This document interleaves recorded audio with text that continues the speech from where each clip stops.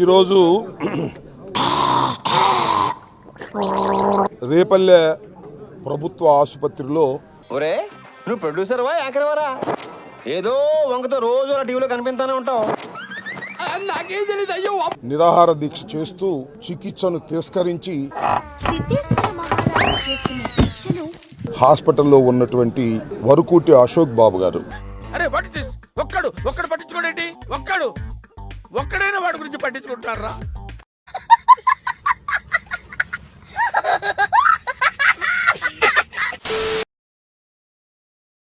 ఆయన్ని పరామర్శించడానికి జగన్ గారి ఆదేశం మేరకు నేను ఇక్కడ రావడం జరిగింది. ఓహో, దీనికి అంతటికీ బాధ్యత మీరేనమాట? బాధ్యత కాదండి, credit. That credit goes to me only. ఏంటి సార్? సహజంగానే తెలుగుదేశం పార్టీ వారి మీద కక్ష పట్టినట్టుగా నాకు అనిపిస్తా ఉంది. ముహూర్తం ఏదైతే ఉందో అది దగ్గర పడుతుంది కదా నాన్న.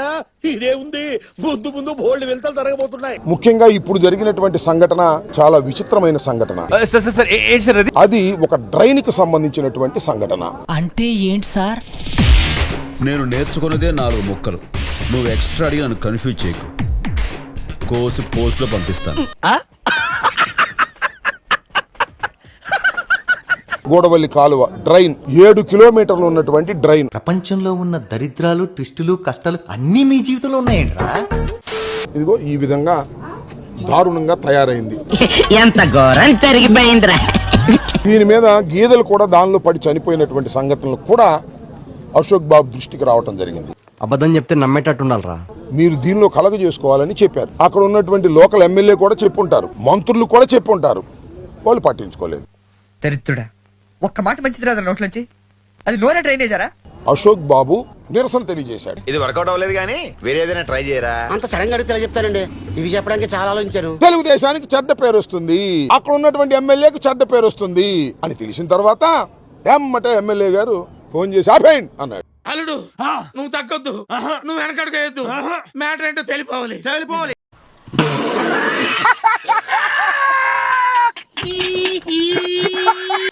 అశోక్ బాబుని పట్టుకొని పిడిగుద్దులు గుద్దుతూ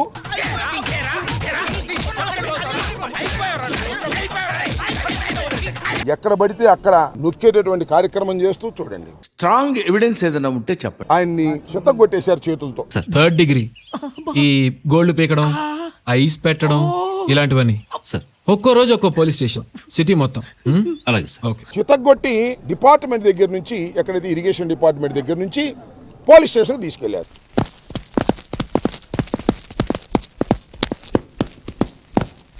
అక్కడ కూడా చిత్తగొట్టినట్టున్నారు. రాత్రి అనంగా మొదలు పెట్టాడు సార్. తెల్లవారిన దాకా ఒకటే మ్యూజిక్. ఇంత గ్యాప్ కూడా ఇవ్వలేదు సార్. ఆశీర్వదించండి మావయ్య. పాపం నడుము దెబ్బతింది, కదలేని పరిస్థితి ఏర్పడింది. అక్కడే ఉండిపోయాడు. బాధపడకండి, అడ్డమైన చూసుకోవడానికి 7 కొండల ఉన్నాడు కదా. ట్రీట్మెంట్ చేయడానికి ఎవరు అక్కడ లేరు. గత్యంతరం లేని పరిస్థితుల్లో పోలీస్ స్టేషన్ తీసుకొచ్చారు, సారీ హాస్పిటల్ తీసుకొచ్చారు. నేనే బెటర్ రా, కాస్త వెనక ముందు ఆలోచిస్తున్నాను. నువ్వేంట్రా ఏకం గేట్లు ఎత్తేస్తున్నావు? ఏం క్యారెక్టరా బాబు నీది. వరుకూటి అశోక్ బాబు గారు సమస్య తేలేంత వరకు నేను ఇక్కడే నిరాహార దీక్ష చేస్తాను అని 3 రోజుల నుంచి పచ్చి మంచినీళ్లు కూడా తాక్కోకుండా, నాతో చెప్తే చెప్పావు కానీ ఎవరితో చెప్పకు, ఎవరు నమ్మరు. రైతుల కోసం నేను కష్టపడతాను, నేను రైతులు ఉన్నంత వరకు కూడా రైతులకే ఇబ్బంది రాదు అన్నాడు. నేను నమ్మను. నమ్మదురా, అడుగు తిరు అన్నా. వాళ్ళు తీస్తారా లేదో కనుక్కోండి. వాళ్ళు తీయకపోతే నేను ఇక్కడే ఉంటాను, నా జనం అందరూ ఉన్నారు, వెళ్ళి శ్రమదానం చేస్తేస్తారు పర్మిషన్ ఇవ్వాలి. డైలాగులు చెప్పడం కాదు రాయ్, చెప్పిన దాని మీద నిలబడాలి, నిలబడి చూపించాలి. అమ్మ అడుక్కోనివ్వదు, అన్నం పెట్టదు అనే సామెతగా తయారయ్యారు. అబ్బా, లాజిక్ మాట్లాడుతున్నాడు రా, లాజిక్. పర్మిషన్ ఇవ్వకపోతే మనం చేయొచ్చు, ఎమ్మటే కేసులు పెడతారు. ఇదే ఈ సిఐ వస్తాడు, మళ్ళా కుమ్ముతాడు. ఇవాళ పాప అనవసరంగా అశోక్ బాబుని పిడిగుద్దులు గుద్ది అనారోగ్యానికి గురి చేసి ఇక్కడికి తీసుకొచ్చి జాయిన్ చేశారు.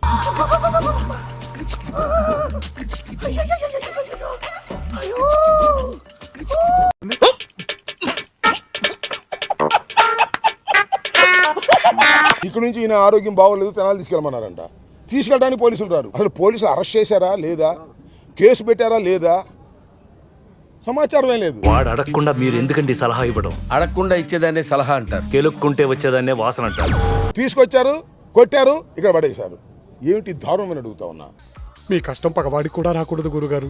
మరేరా కాబట్టి అశోక్ బాబు గారి వెంట టోటల్ వైఎస్ఆర్ కాంగ్రెస్ పార్టీ అండగా ఉంటుంది. జగన్మోహన్ రెడ్డి గారు అండగా ఉంటారు, గుర్తుపెట్టుకోమని మనం చేస్తాం. నా భవిష్యత్తు ఏంటో తెలియక నేను చేస్తున్నాను. నీ గతం ఎవరికి కావాలి? అశోక్ అరే నేను ఒక రిధంతో ప్రాక్టీస్ చేశాను స్వామి. నువ్వు మధ్యలో ఆపేసావు అనుకో, నేను ముందు నుంచి రావాల్సి వస్తుంది. నా ప్రాబ్లం అర్థం చేసుకోవు. అశోక్ బాబు గారు ఒక న్యాయమైన ధర్మమైన సమస్య కోసం పోరాడుతున్నాడు. ఎవరు చెప్పారు? ఎవరో చెప్తే నమ్ముతా నేను. వాళ్ళే చెప్పారు. కర్మరా బాబు. దీనిలో ధర్మం లేదని చెప్పమని తెలుగుదేశం వాళ్ళు నాకు అభ్యంతరం లేదు. అయ్యా తూటుకాడ ఉండాల్సిందే, బర్రెలు చనిపోవాల్సిందే, ఆ తూటుకాడ వల్ల కాలువలు పొంగాల్సిందే. చెప్పు చెప్పవే, నేను వింటాను కదా. ఓ చెప్పే. 4,000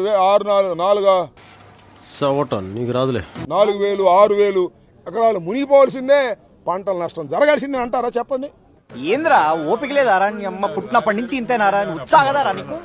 ధర్మమైన విషయం. నేను ఇక్కడ ఫైనల్ గా డిమాండ్ చేస్తుంది ఏంటంటే, చెప్పు చెప్పవా, చెప్పమన్నా కదా, మొదలుపెట్టు చెప్పు.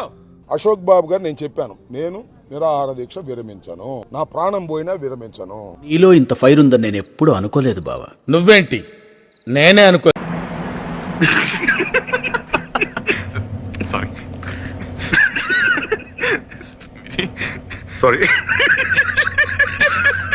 నాకు కావాల్సింది ఒక్కటే, ఆ తూటుగాడ వాళ్ళు తీస్తారా, మమ్మల్ని తీయమంటారా? రే నాగరాజు, ఆఖరిలో ఖాయం చేసుకురా. మీ వల్ల కాకపోతే చెప్పండి అయ్యా, మా వాళ్ళందరూ ఆడ మగ అందరూ తీసేస్తారు తూటుకాడ. చెప్పండి. ఒకటి అవునని చెప్పు, లేదా కాదని చెప్పు. అది వదిలేసి రుబ్బిన పిండినే మళ్ళీ మళ్ళీ రకరకాలుగా రుబ్బుతున్నావు.